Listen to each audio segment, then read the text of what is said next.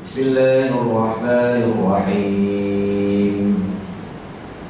Wal 'ashr innal insana lafi khusr illa alladhina amanu wa 'amilus salihati wa tawasaw bil haqq wa tawasaw bis sabr.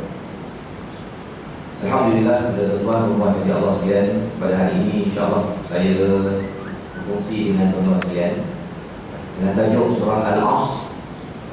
Surah yang biasa kita baca yang dikaitkan dengan hadis Nabi sallallahu alaihi wasallam, kullukum ra'i, setiap kamu adalah pemimpin, wa kullukum mas'ul an ra'iyati, dan setiap kamu, setiap pimpinan akan ditanya tentang rakyat ataupun pengikut yang dipimpin oleh setiap daripada kita, tuan.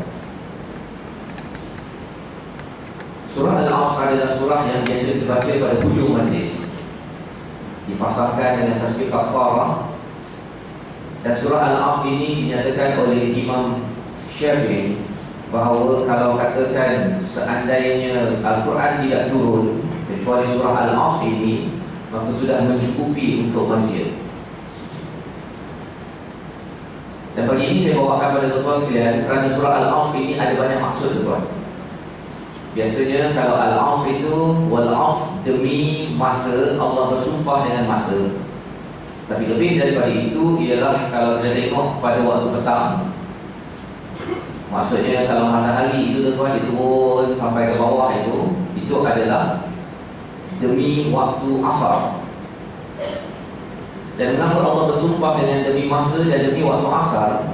Maksudnya dunia ini, tuan-tuan, tidak lama dia dah sampai waktu asar, bersedia untuk matahari itu tenggelam, maka bumi ini akan hancur. Seperti mana yang dibacakan oleh Imam sebentar tadi tentang Allah bersumpah, la uqsimu biyaumil qiyamah. Allah bersumpah dengan hari kiamat. Dan selepas itu Allah bersumpah dengan nafsul lawwamah. Kalau hari kiamat itu besar, tuan-tuan, maksudnya kalau Allah bawa selepasnya itu pada ayat yang kedua dalam surah Al-Qiyamah itu, bahawa nafsu kita ini lawwamah, ia juga adalah satu topik yang besar. Dan menariknya surah yang dibacakan oleh Imam sebentar tadi, tuan-tuan, tuan-tuan mungkin hafal, tuan-tuan mungkin pernah baca, bahawa ayat pertama bercakap tentang qiyamah, ayat yang kedua cakap tentang nafsul lawwamah, kemudian ayat yang ketiga dibawa daripada qiyamah, kemudian beberapa ayat diselangi selepas itu dengan nafsul lawwamah, kemudian qiyamah, nafsul lawwamah, qiyamah, nafsul lawwamah, qiyamah, nafsul lawwamah, dan di tengah-tengah di antara qiyamah dan nafsul lawwamah, tuan, kalla idza balaghatit taraqiya wa qila man raqa. Di antara qiyamah dan nafsu lawwamah, tuan, nafsu kita yang naik turun ini, waktu bersemangat kita mungkin kita beriman kuat, kita baca Quran, kita buat yang terbaik, cakap yang terbaik di dalam keluarga, dalam organisasi.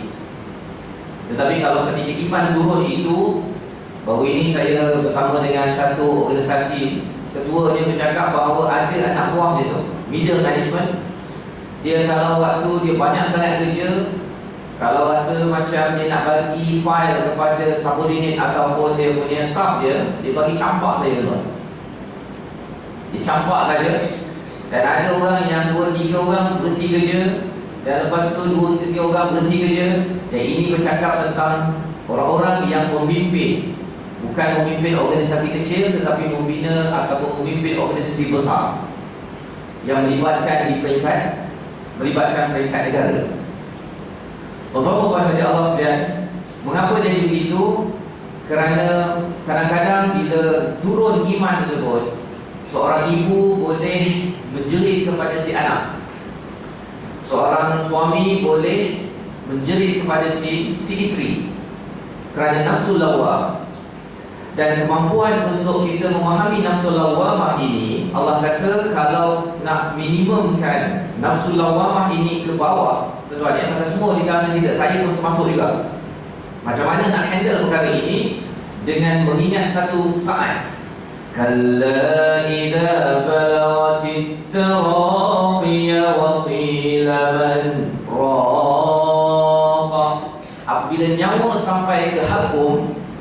Pada waktu itu kita akan bertanya siapa lagi yang boleh menyelesaikan, siapa lagi yang boleh mengubah perkara ini. Sudah tentu tidak ada sesiapa. Maksudnya nafsu lawamah tuan-tuan, dia akan kurang turun ke bawah bila dia ingat bahawa ada satu saat namanya mati. Dan mati inilah saat untuk kita masuk kepada alam seterusnya, alam barzakh dan seterusnya, alam akhirat dan hari kiamat. Maka apa yang dibacakan oleh Imam dalam surah Al-Qiyamah sebentar tadi, kalau kita nak tengok sinopsisnya tuan-tuan, ringkasannya dia berada di dalam surah Al-Asr. Wal Asr, demi masa, demi waktu asar, demi umur yang ada pada diri kita. Kalau tuan-tuan berumur 5 tahun, maksudnya demi 50 tahun. Sesungguhnya 50 tahun saya telah rugi. Pasal Allah cakap dalam ayat seterusnya, Innal insana lafi khusr. Seorang profesor atau doktor di UIA tuan membuat kajian tentang leadership.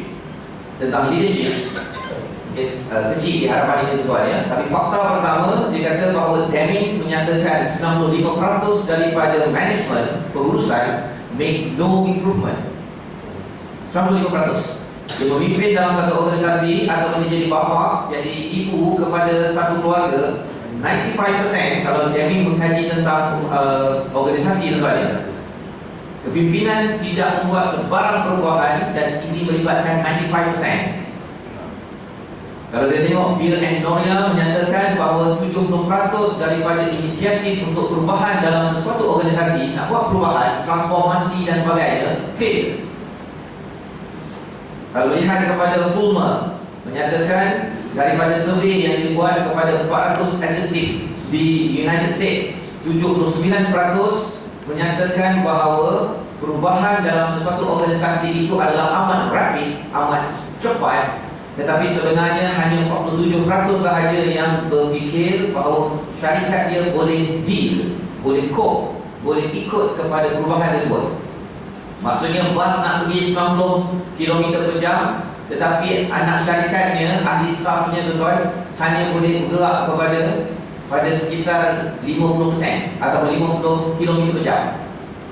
Bos nak pergi laju, orang bawahnya perlahan.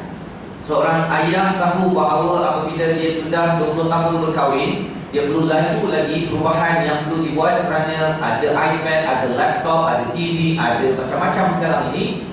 Tetapi perubahan yang boleh dibuat sebenarnya tuan-tuan, bagi kebanyakan orang hanyalah sekitar 47%. Peterson menyatakan pada tahun 1920, the turnover of companies listed on the stock exchange in the United States was 1.5%. Dan dia kata bahawa kalau kita tengok tuan-tuan ya, company dalam Fortune 500 selepas dia dilancarkan pada 1957, 85% sahaja yang 85% dah tak ada dah.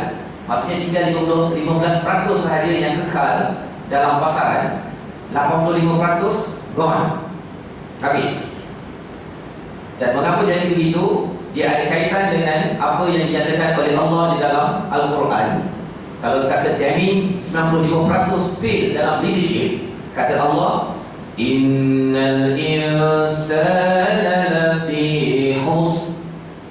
Sesungguhnya manusia yang bernama pemimpin, sesungguhnya manusia yang bernama bapa, seorang manusia kalau dia adalah seorang isteri itu adalah seorang manusia, seorang anak itu adalah manusia, kalau seorang staf itu adalah manusia, semua manusia ini adalah khusr, berada dalam kegagalan, dalam keadaan kerugian. Dan Allah menggunakan perkataan inna, al-insan, la dan fi. 4 kali penekanan yang Allah berikan dalam ayat ini. Bapak-bapak dan Allah sekalian, mengapa perkara ini penting dibaca pada akhir majlis? Kerana di akhir majlis itu, kalau umur kita 50 tahun, 3 bulan, 1 hari, kita akan menyatakan bahawa ya Allah, sebenarnya demi masa 50 tahun, 3 bulan, 1 hari, saya sebenarnya berada dalam kerugian. Itu maksudnya tuan-tuan. Kalau besok tuan-tuan baca surah Al-Asr lagi, ya Allah, sebenarnya masa saya 50 tahun, 3 bulan, 2 hari dan tambah 1 hari telah rugi ya Allah. Kalau hari ini tuan-tuan, 50 tahun 3 bulan 3 hari. Ya Allah, sebenarnya masa usia al-asr saya pada hari ini 50 tahun 3 bulan 3 hari telah rugi ya Allah. Dan Allah nyatakan, innal insana lafi khusr. Kalau kita tidak mahu rugi tuan-tuan, apa yang dinyatakan di dalam ayat ini ialah kita kena buat 4 perkara. Dan lebih daripada itu, sebelum kita pergi pada 4 perkara ini, kita nak tengok dahulu apa maksud al-asr. Selain daripada demi masa, demi waktu asar, demi usia, dia juga ada kaitan dengan, kalau tuan-tuan tengok air di hadapan ini namanya apa tuan? Air. Okey. Tapi nama lainnya ialah dia ada kaitan dengan al-asr, ada kaitan dengan ain sad ra, ada kaitan dengan ain sad ya ra, iaitu asir. Kalau tuan-tuan pergi ke Mekah, Madinah, tuan-tuan akan cakap, kalau pergi ke restoran, kalau tuan-tuan nak pergi ke Mesir ke, asir burtukal contohnya. Tuan-tuan nak minum jus apple, burtukal jus orange, kalau tufah apple. Kalau tuan-tuan pergi ke restoran, mama jus tembikai contohnya. Bahasa Arab jus apa tuan-tuan? Asir. Asir ini maksudnya perahan daripada sesuatu perkara, jusnya itu namanya asir. Dan kalau kita baca surah An-Naba, Allah menyatakan, wa nazzalna minal wa anzalna minal muqsirati ma'an thajjaja, dan kami menurunkan daripada awan. Kalau tuan-tuan perasan, alif lam mim ain sad ra alif ta, dia punya jizrnya kata yang sama dengan perkataan wal asr dan juga perkataan asir, ialah ain sad ra. Apakah al-muqsirah tuan? Jus daripada mana? Kalau al-muqsirah itu awan, maksudnya turun daripada awan jus, dan jus itu namanya apa tuan? Sky juice. Tuan ya. Sky juice. Dalam bahasa Melayunya ialah jus awan, dan jus awan itu datang daripada al-muqsirah. Apakah yang berlaku dalam sains? Iaitu atom-atom di dalam air tersebut ia rapatkan, kondensasi, dan akhirnya turun jus awan tersebut. Maka daripada apple, atom-atom di dalam apple, ataupun daripada burtukal, daripada orange, ataupun daripada tembikai itu tuan, dia rapatkan betul-betul menghasilkan jus tembikai. Maka kalau katakan pada seorang manusia tuan, wal asr innal insana lafi khusr, bagi seorang pemimpin, bagi kita, saya tuan-tuan, tuan-tuan, puan-puan bagi Allah sekalian, usia yang kita ada demi manusia, demi waktu ataupun demi usia manusia ini, bila kita tahu bahawa ada kaitan dengan aus, ada kaitan dengan perahan, kita kena perah usia kita betul-betul tuan-tuan untuk melahirkan jus manusia, namanya amal yang khalis. Kalau kita tengok di dalam lembu, kalau kita perah lembu tuan-tuan, kita dapat jus lembu. Kan? Nama jus lembu ialah susu. Apakah sejarah susu tuan-tuan? Wa inna lakum fil an'ami la'ibrah nusqikum mimma fi butunihi min bayni farthin wa damin labanan khalisan sa'iran lisyaribin. Sesungguhnya pada binatang ternak kamu beroleh pelajaran yang mendatangkan iktibar. Apakah salah satu iktibar tuan-tuan? Daripada darah kambing ataupun lembu, daripada darahnya yang ada kuman dalamnya, ada air kencing dalamnya, dia melalui kelenjar-kelenjar darah tersebut, dia melalui kepada kelenjar susu, dan akhirnya diperah. Apakah yang terhasil tuan? Jus lembu. Namanya susu yang tuan akan masukkan ke dalam teh tarik ataupun kopi tarik, ataupun kepada susu yang dimakan bersama cereal tuan, pada pagi ini ataupun pada tengah hari nanti. Asal kejadiannya itu adalah daripada kapilari darah dalam kambing ataupun lembu. Tetapi kerana dia bercampur, walaupun dia bercampur dengan kuman, bercampur dengan urea, dengan air kencing dan sebagainya, tetapi kerana dia diperah, apakah yang terhasil tuan? Adakah kita minum susu yang bercampur dengan kuman? Tidak. Bercampur dengan air kencing, bau hancing? Tidak. Tetapi yang keluarnya apa yang diistilahkan dalam surah Al-An'am atau dalam surah ini tuan, iaitu labanan khalisan, susu yang khalis, susu yang bersih, kerana dia melalui perahan.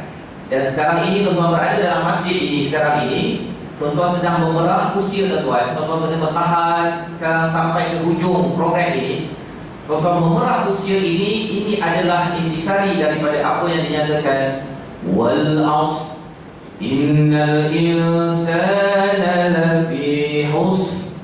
Apabila kita baca demi masa, kita akan ingat bahawa sesungguhnya orang-orang yang tidak rugi tuan-tuan adalah orang-orang yang memerah masanya sehingga melahirkan amal yang khalis. Kalau daripada lembu menghasilkan labanan khalisan, daripada kita menghasilkan amal yang khalis, amal yang bersih, yang ikhlas kepada Allah SWT. Dan inilah yang tuan-tuan buat pada hari ini. Tuan-tuan daripada rumah, perah usia tuan-tuan, bangun daripada katil, pergi ke masjid, duduk di sini, perah dari masa, dapatkan ilmu yang bersih untuk membersihkan hati. Dan inilah perjuangan kehidupan Al-Asr demi usia. Kalau tuan-tuan umur 40 tahun, usia saya 40 tahun mungkin akan rugi, kecuali apabila saya perah. Seperti mana kalau saya pergi ke restoran, saya minta mama perahkan oren untuk menghasilkan jus oren. Inilah spirit daripada surah Al-Asr untuk seorang pemimpin. Dan dengan ini tuan-tuan, kalau kita buat perkara ini, insya-Allah apa yang berlaku, kita akan sanggup perah pada 4 perkara. Illal ladzina amanu wa 'amilus shalihat. 2 perkara. Wa tawasaw bil haqq. Perkara ketiga, wa tawasaw bis sabr. 4 perkara. Yang Daging menyatakan dari tuan daripada barat menyatakan kepimpinan Enron, banyak syarikat-syarikat disappear, dah tak ada dah selepas beberapa tahun. Di Malaysia tuan-tuan, kalau tuan-tuan pergi ke SSN, syarikat yang berdaftar selepas 5 tahun, banyak lebih daripada 50% yang disappear. Maksudnya bisnes tak jalan. Kegagalan-kegagalan ini dapat diubati tuan-tuan dengan kita melihat kepada 4 perkara dalam ayat yang ketiga. Illal ladzina amanu. Yang pertama ialah beriman kepada Allah Subhanahu Wa Taala. Dan kalau kita tengok di dalam surah lain bercakap tentang seseorang yang ingin di-hire tuan ya, untuk diambil bekerja, untuk menjadi pemimpin, ada 2 syarat. Iaitu yang pertama qawi dan yang kedua amin. Kata-kata anak Nabi Shu'aib kata kepada Nabi Musa, kata kepada ayahnya, dia abadi, wahai ayah, kalau nak ambil seorang pekerja ada 2 syarat. Ini adalah syarat HR. Ini adalah syarat human resource. Yang pertama adalah qawi, ada competency, dan yang kedua adalah al-amin. Qawiyul amin, al-qawi al-amin. Dan amin ada kaitan dengan amanah, ada kaitan dengan iman. Ada di sini. Illal ladzina amanu. Jika seorang pemimpin itu amin tuan-tuan, dia mematuhi salah satu daripada 2 syarat. Dan syarat itu, qawi dan amin ini, Allah cakap al-qawiyul amin, bukannya al-qawi wal amin. Maksudnya dua-dua syarat ini kena ada pada seseorang pekerja, seseorang pemimpin. Kalau ada kompetensi, tak ada al-amin, apa jadi tuan-tuan? Seorang accountant amat cekap, mengira, tetapi dia akan ambil satu sen daripada setiap account. Itu qawi ada, amin tak ada. Adapun kalau amin ada, seorang accountant tapi tidak ada qawi, tidak ada kompetensi, dia memang pergi sembahyang, dia memang takkan ambil duit syarikat, tetapi apa yang berlaku? Account tak siap-siap untuk tutup account pada hujung bulan. Itu tidak ada qawi tetapi ada amin.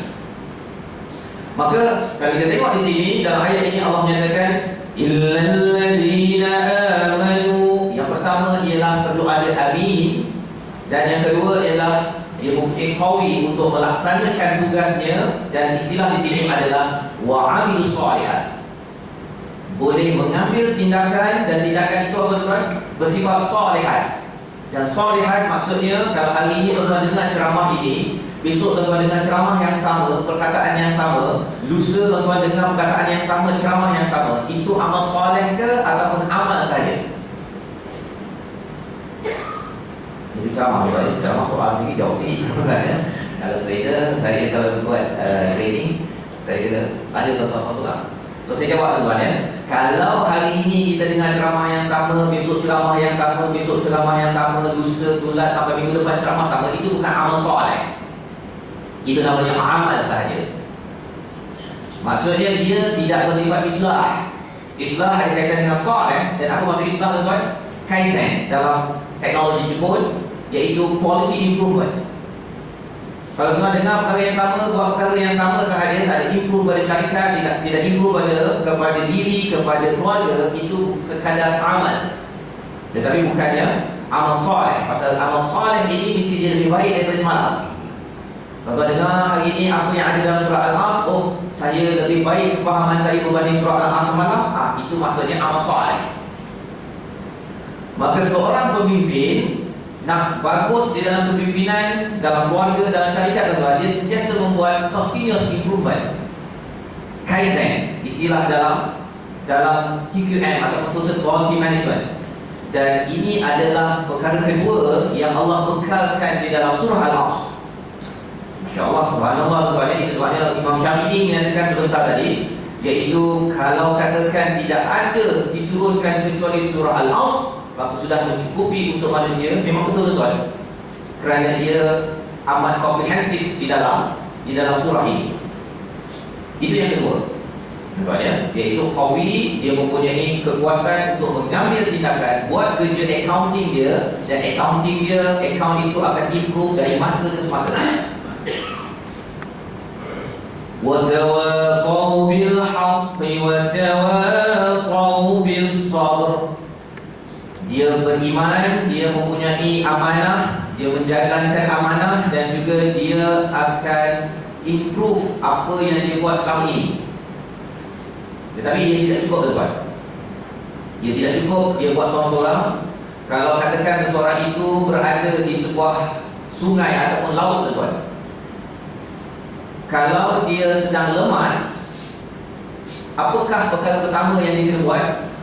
Dia kena percaya bahawa dia sedang lemas. Yang kedua, dia kena gerak-gerak sikit. Dan kemudian kalau dia berjerit sikit, bahawa dia cakap bahawa saya sedang lemas. Tak ada dari kat itu tuan, dia akan berjerit lemas, begitu saja. Itu adalah amal soleh. Yang pertama, dia percaya, iman. Yang kedua, amal soleh. Yang ketiga, kalau ada orang lain yang lemas, dia kena beritahu pada orang lain, wa tawasaw bil haqq. Dia kena nasihat, beritahu pada orang lain kau lemas. Dan wa tawasaw bis sabr, dia kena sabar mengingatkan orang lain yang sedang lemas, kau sedang lemas, pasal aku manusia, engkau manusia. Innal insana lafi khusr. Kalau tak beritahu itu tuan, orang yang lemas itu akan tarik kaki dia ataupun tarik tangan dia akan tarik daripada seorang yang sedar dia lemas, dia dah buat kebaikan dan dia dah improve, dia dah akan pergi ke pesisiran pantai ataupun ke tepi kolam. Akhirnya dia pun akan ditarik sama untuk rugi bersama. Dan ini menerangkan kepada surah ini, illal ladzina amanu wa 'amilus shalihat. Masing-masing untuk percaya, beriman, amanah dan juga berbuat amal soleh. Tapi yang ketiga, dia kena mengingatkan antara satu sama lain, tegur-menegur di dalam organisasi, tegur-menegur di dalam keluarga. Si suami tegur isteri, si isteri tegur suami, si isteri kejutkan si suami, dah azab bang, kena tegur. Pasal kalau tidak ditegur tuan, apakah yang berlaku bagi sebuah keluarga? Si isteri akan tarik tangan suami, si suami nanti akhirnya rugi dan dia akan tarik tangan isteri, dan sebuah keluarga itu akan fail menurut kepada surah Al-Asr. Kalau CEO tidak tegur kepada middle management dia pasal lambat solat, pasal tidak qawi, tidak melaksanakan tugas accounting ataupun tugas leadership yang betul, akhirnya middle management boleh tarik CEO tersebut turun ke bawah, dan akhirnya sebuah organisasi itu akan tenggelam. Kalau katakan di peringkat middle management tidak meminta kepada top management di dalam sesebuah negeri ataupun negara, tuan-tuan, yang atas tak ingatkan yang bawah tak ingatkan yang atas, ataupun yang atas kalau tengok orang bawah ingatkan dia pergi tendang. Jangan ingatkan saya, jangan tegur saya, siapa tegur saya akan hantar keluar negara. Ini adalah petanda bahawa kepimpinan sesebuah negeri ataupun negara akan lemas. Dia seperti bahtera yang sebenarnya di bawah itu ada orang yang buat lubang, tuan-tuan. Ada orang yang berada di setingkat atas kata tak kisah, ya, kita berada di atas, padahal orang bawah sedang buat lubang yang akan menyebabkan sesebuah kapal itu akan karam. Maka bagi surah Al-As, bagi seorang yang baca surah Al-As, tuan-tuan, dia amat sensitif bahawa sebenarnya kalau kamu tidak ingin diingati, kalau kamu tak benarkan untuk saya menasihati dengan kebenaran, saya tetap sabar juga. Saya akan buat juga perkara ini untuk mengingatkan, kerana kalau tenggelam kapal ini, bukan saja kamu tenggelam, tapi saya tenggelam. Kalau abang tak benarkan saya tegur juga. Kalau saya sebagai suami nak tegur pada isteri, pada anak, kalau ada yang tak nak tegur, saya kena tegur juga. Pasal yang pertama, wa tawasaw bil haqq. Yang kedua, tuan-tuan, wa tawasaw bis sabr. Kena sabar, kena betul-betul sabar, dan jangan bimbang kalau katakan kita tegur dengan sabar, tuan-tuan. Allah pasti akan menolong kita. Apa janji Allah? Wasta'inu bis sabri was salah. Minta tolong dengan Allah dengan sabar dan solat. Jadi kita sabar menasihati orang, tuan-tuan, dan dalam masa sama kita solat, Allah akan beri bantuan kepada kita. Ista'inu bis sabri was salah, di mana yang kita baca dalam Fatihah tadi, iyyaka na'budu wa iyyaka nasta'in. Kita minta pertolongan daripada Allah sebenarnya. Dua syarat, tuan-tuan. Satu, kita solat. Satu lagi, kita kena sabar selepas solat ini. Seperti mana sekarang tuan-tuan sabar, kan? Kita optimiskan fizikal, tuan-tuan, intelek, tuan-tuan, emosi, tuan-tuan, untuk bertahan dekat sini. Optimize, itu namanya sabar. Kalau dalam satu organisasi tuan-tuan tegur kesilapan, tuan-tuan gunakan fizikal, tuan-tuan, gunakan cara strategi, intelek, gunakan perasaan, network untuk tegur, itu namanya sabar. Tapi kalau katakan ada strategi, ada perasaan, ada network, tapi tuan-tuan duduk saja diam, panalah tegur. Kalau tegur pun nanti orang cakap saya ni busy body. Kalau cakap begitu, tuan-tuan, itu namanya sabar ke tak sabar? Tak sabar. Siapa yang tak pergi optimize potensial yang ada pada dirinya, itu namanya tidak sabar, dan tidak akan Allah tolong kepada orang-orang yang tidak sabar. Pasal Allah cakap, wasta'inu bis sabri was salah. Bila ibu-ibu mengingatkan pada si ayah, bila si ayah mengingatkan pada si anak untuk solat, tuan-tuan gunakan strategi, gunakan kekuatan semangat untuk ingatkan ahli keluarga untuk solat, itu namanya sabar.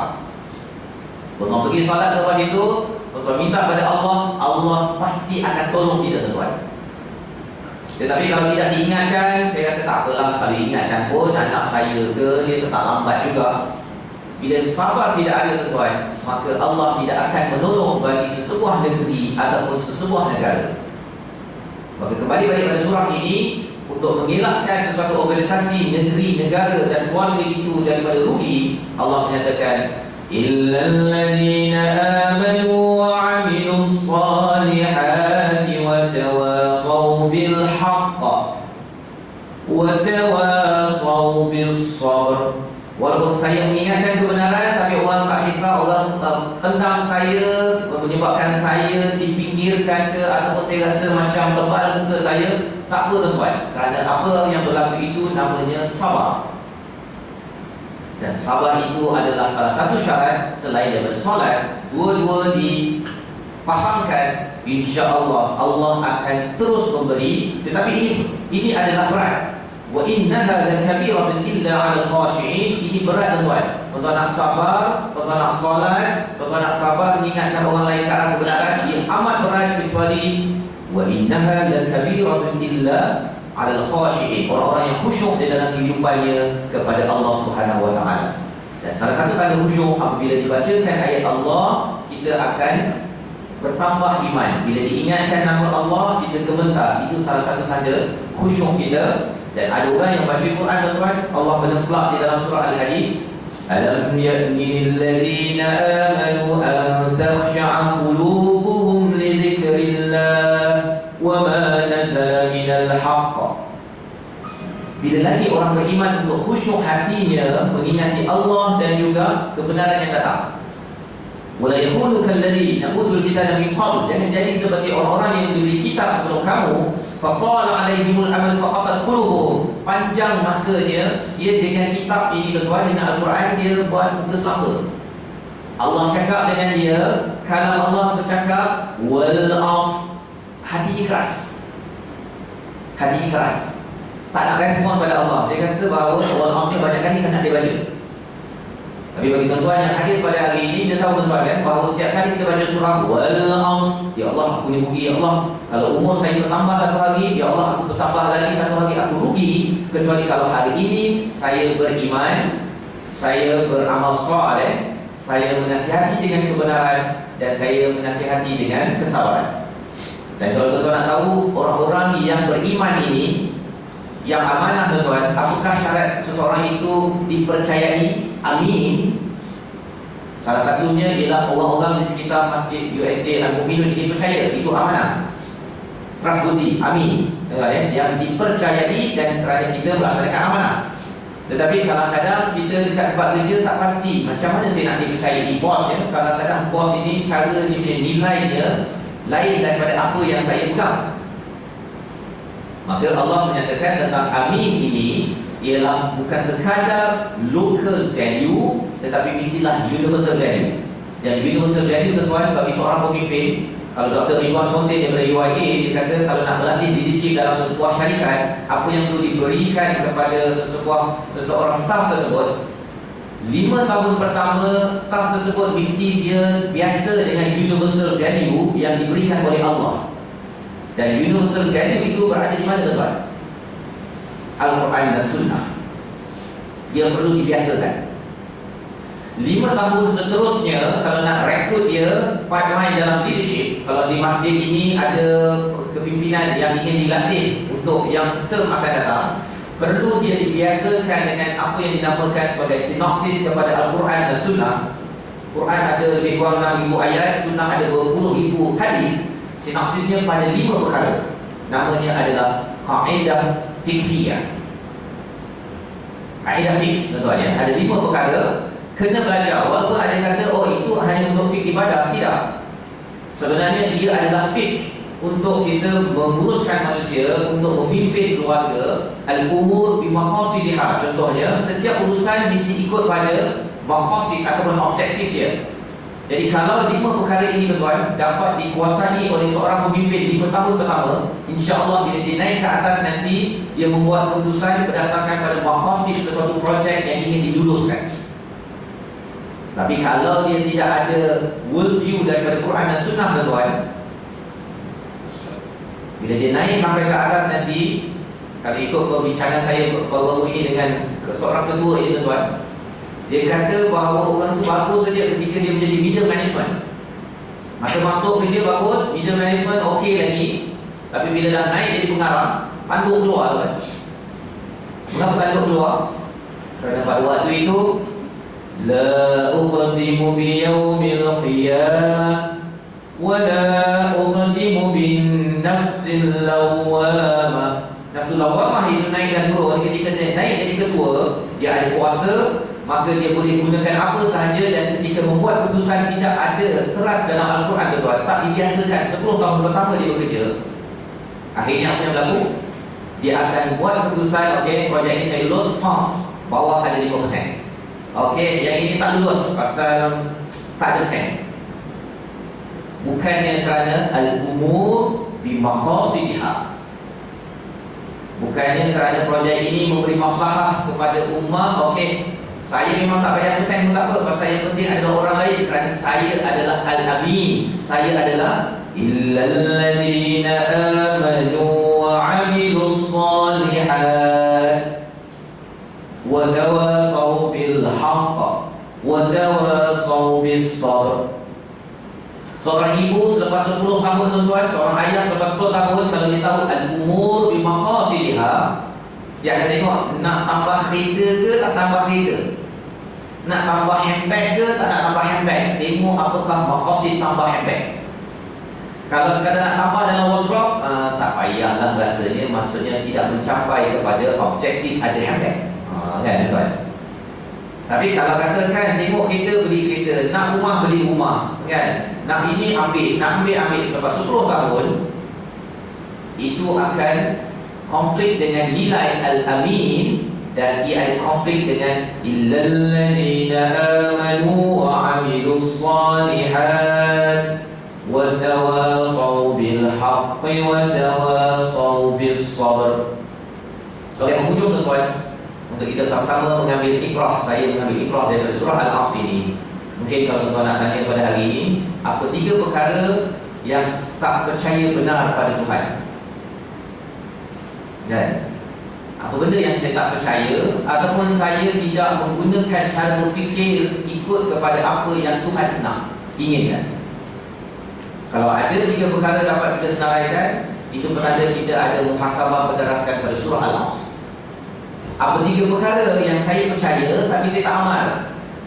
Yang saya lah tuan kan, kadang-kadang dah percaya dah solat waktu malam, tahajud tu bagus, tapi kadang-kadang dia tetap juga pukul 5.30, pukul 6 baru bangun. Tapi kita doakan, ya Allah, tolong ya Allah, untuk saya percaya benda ni bagus, saya tahu Al-Quran tu bagus, saya baca setiap hari, tapi saya tak amal lagi. Ya Allah, tolong ya Allah, jangan sampai aku jadi orang yang rugi. Apa perkara yang kita amal tetapi tidak benar? 3 amal yang tak benar. Mungkin kita beramal, baca Quran, tapi baca sepatutnya faham, tapi baca tak faham. Ini amal yang tak berapa benar sangat ni. Saya kena minta kepada Allah, saya memang nak baca. Memang Allah nyatakan dalam surah Al-Qiyamah tadi, fa idza quri'al Quran, ataupun macam mana Ustaz? Baca Al-Quran tadi,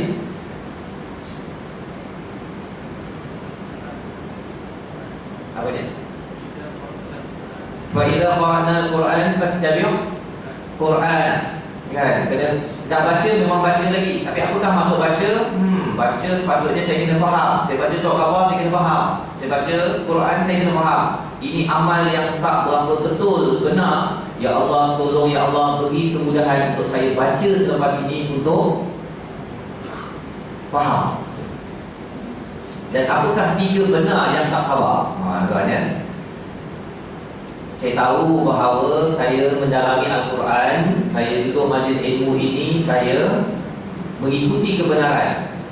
Tapi kadang-kadang ya Allah, saya tuan ya, saya ceramah okey lah. Tapi kalau nak bertahan macam tuan duduk dengar ceramah ni, kadang-kadang susah, ya kan? Dengar YouTube, dengar ceramah, kadang-kadang lepas 15 minit dia dah pergi ke tempat lain. Ya Allah, tolong ya Allah, beri kesabaran kepada saya. Beri kesabaran, saya ingatkan anak saya bahawa solat itu penting, tidak ada asas. Allah nyatakan dalam surah Taha, wa'mur ahlaka bis solah fastabir 'alaiha. Ya. Perintahkanlah ahli keluarga kamu untuk solat. Jadi maksudnya tidak ada asas. Tidak boleh saya beritahu pada ustazah yang ajak anak saya tolong jaga solat anak saya, bukan. Allah cakap, ayah, mak yang kena ingatkan anak pagi kejut, zuhur kejut, ingatkan, kerana pahala dosanya itu adalah tanggungjawab si ayah ibu. Tidak ada asas. Bukan hanya pada camp motivasi 3 hari saja, itu mengajarnya saja. Tapi follow up, maintenance, mesti ayah dan ibu. Ya Allah, tolong beri kepada kami ya Allah, agar bersabar ingatkan anak kami untuk menunaikan solat pada setiap masa. Ingatkan agar kami sabar, ingatkan kepada tim kami dalam organisasi agar solat dan membuat amal kebajikan di tempat kerja. Tuan-tuan, dengan muhasabah begini, pada setiap kali kita membaca surah Al-Asr selepas kita habis majlis ini, moga-moga kita menjadi orang-orang yang tidak rugi. Kita doakan agar kita semua tuan-tuan, ahli keluarga kita yang berada di rumah tidak rugi, dan kita menjadi orang yang berjaya. Kita doakan agar Allah memberi kekuatan kepada kita untuk memerah usia kita agar menghasilkan amal yang khalis. Kalau lembu dah ada hasil labanan khalisan, susu yang bersih, kita harapkan hati kita bersih, menuju Allah Subhanahu wa taala. A'udzubillahi minasyaitonir rajim. Bismillahirrahmanirrahim. Alhamdulillahirabbil alamin wassalatu wassalamu ala asyrafil anbiya'i wal mursalin sayyidina Muhammadin wa ala alihi wa sahbihi ajma'in. Allahumma ja'alna al-Qur'an rabi'a qulubina ya Allah. Ya Allah, jadikanlah Al-Quran ini sebagai musim bunga, sebagai taman bunga kepada hati kami ya Allah. Ya Allah ya Rahman ya Rahim, berkatilah majlis ilmu pada hari ini ya Allah. Berilah kebaikan yang banyak kepada kami ya Allah, kepada ahli keluarga kami yang berada di rumah ataupun di masjid ini ya Allah. Ya Allah ya Rahman ya Rahim, jadikanlah kami sebagai orang yang beramal dengan surah Al-Asr, surah yang amat kami sayangi ya Allah, surah yang kami baca pada setiap kali habis majlis ya Allah. Ya Allah ya Rahman ya Rahim, jadikanlah kami di kalangan orang-orang yang tidak rugi ya Allah, yang sentiasa percaya sebenar-benarnya kepada universal value, kepada perkara-perkara kebaikan ya Allah, yang kami akan beramal, yang kami akan cari di dalam Al-Quran dan Sunnah. Mudahkanlah urusan kami ya Allah. Ya Allah ya Rahman ya Rahim, jadikanlah kami orang-orang yang percaya dan beramal ya Allah. Jangan kami percaya tetapi kami tidak beramal ya Allah. Kuatkanlah semangat kami, tolonglah kami dalam mengingatimu dan bersyukur kepadamu ya Allah. Allahumma a'inna ala dzikrika wa syukrika wa husna ibadatik. Ya Allah ya Rahman ya Rahim, jadikanlah ahli keluarga kami ya kami ini ya Allah sebagai ahli keluarga yang saling berpesan di atas kebenaran. Dan jika kami ada di kalangan kami yang tidak mendengar kepada apa pesanan di antara satu sama lain ya Allah, jadikanlah kami di kalangan orang-orang yang berpesan di atas kesabaran ya Allah. Ya Allah ya Rahman ya Rahim, jadikanlah kami di kalangan orang yang sabar, yang menunaikan salat, agar kami sentiasa mendapat pertolongan daripada-Mu ya Allah. Jadikanlah kami di kalangan orang-orang yang mendapat rahmat pada setiap masa. Kami mendapat rahmat pada setiap masa, kerana kami tahu ya Allah bahawa kami tidak mampu menjaga keluarga kami. Ambil rahmat daripada-Mu ya Allah. Rabbana hab lana min azwajina wa zurriyyatina qurrata a'yun. Ya Allah, berilah kepada kami ya Allah, kurniakan kepada kami pasangan dan zuriat yang menjadi penyejuk mata. Waj'alna lil muttaqina imama, dan menjadi imam kepada orang-orang yang bertakwa ya Allah. Rabbana la tuzigh qulubana ba'da idh hadaytana wa hab lana min ladunka rahmah innaka antal wahhab. Ya Allah, jangan Kau palingkan hati kami setelah Engkau memberi hidayah kepada kami ya Allah. Berilah kepada kami rahmah, sesungguhnya Engkau lah yang maha memurniakan rahmah ya Allah. Rabbana atina fid dunya hasanah. Ya Allah, berilah kepada kami kebaikan di dunia ya Allah. Wa fil akhirati hasanah, berilah kepada kami ya Allah, ahli keluarga kami kebaikan di akhirat ya Allah. Wa qina adzabannar, jauhkanlah kami daripada azab api neraka yang tidak kami mampu menanggungnya walau sekecil mana pun ya Allah. Da'wahum fiha subhanallah wa tahiyyatuhum fiha salam wa akhiru da'wahum alhamdulillahi rabbil alamin. Tuan-tuan dan Allah sekalian, terima kasih atas masa yang tuan berikan untuk bersama kepada majlis pada hari ini.